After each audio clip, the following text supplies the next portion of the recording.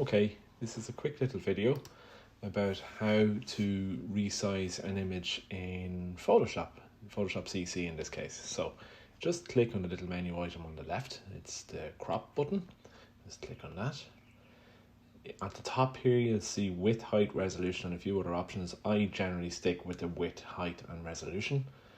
And then in this box you'll click whatever size you want. So in this case we're going to go 10 inch by 8 inch, and then the next box is your resolution. So we're going to go 300 in this one, and it's dots per inch or pixels per inch in this case, not pixels per centimeter.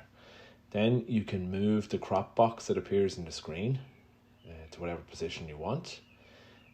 If you want to resize it into a portrait orientation, just grab one of the top corners and pull it upwards, and it'll jump to a portrait orientation, or else pull it sideways and it'll jump into a landscape orientation. When you're ready, you just double click in the middle.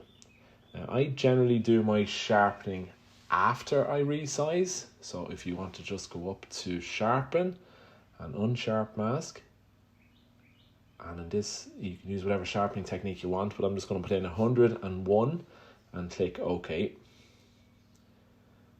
That's you done with the image. Have a quick look at it to make sure you're okay.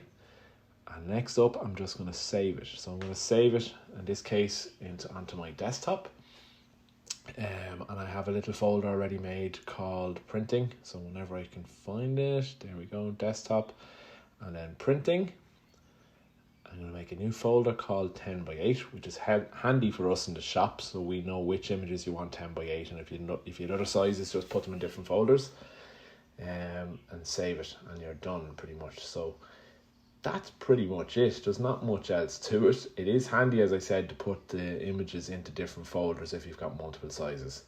So that's it. You're ready to go, and let us know if you need any more info. Thanks a million.